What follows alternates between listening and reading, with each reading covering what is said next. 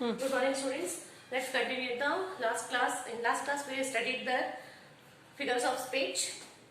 First one is simile, metaphor, then personification, then last one is the onomatopoeia. Now we are going to study the oxymoron. Fourth one is oxymoron.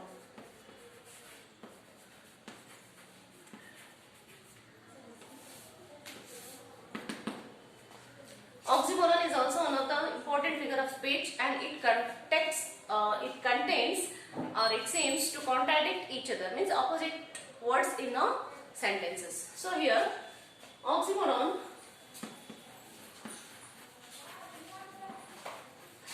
is also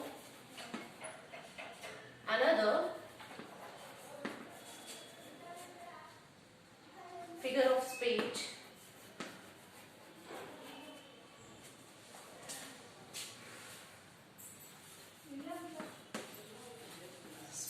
and contain or seems contradict each other.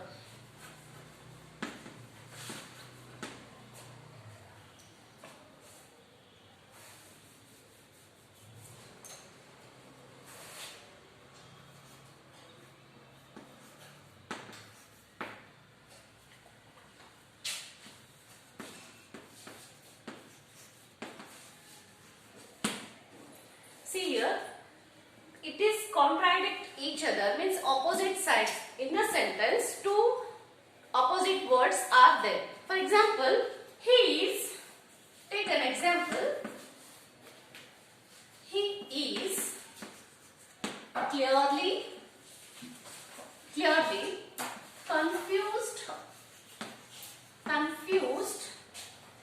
his decision. See here, for example, in this statement you can understand two opposite words are there. See, clear opposite word, confused. So he is clearly confused his decision. You can easily identify if they are given in a statement. Ask you questions, identify which is the figure of speech. Then easily you can understand in a statement two opposite words are there. Then it is called what it is. That is oxymoron. Understand? Take one more example.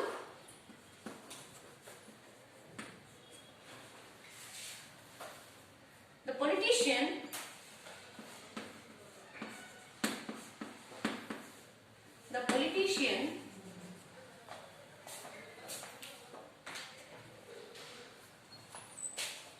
was agreed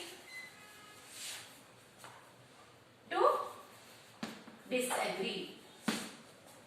Agreed to disagree. See here, the politician was agreed. Agreed opposite word, disagreed. So here you can understand this is what? Oxymoron. Oxymoron means here in a statement the two opposite words are given or contradict each other in a sentence, that is called oxymoron. Understand? So one more example. The next one is onomatopoeia. What? Onomatopoeia.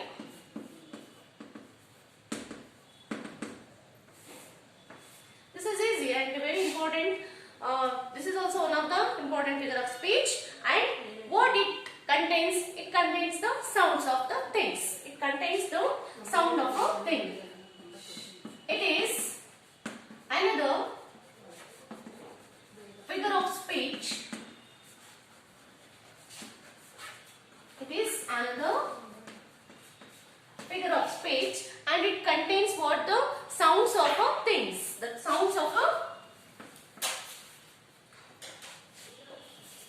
It contains the sounds of things.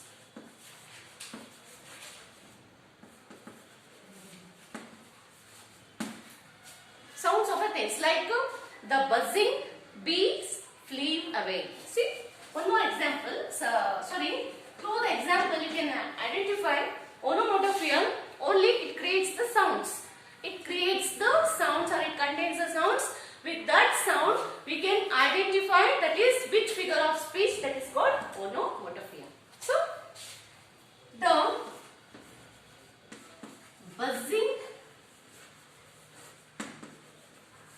bee flew away. You know the bees? How they are giving sounds? Buzz. Like. So, what that is? Bees. You can understand that is bees. The buzzing bees flew away. The next one is, I will give you one more example. The big dog says what? Bow bow. What? The big dog says or barks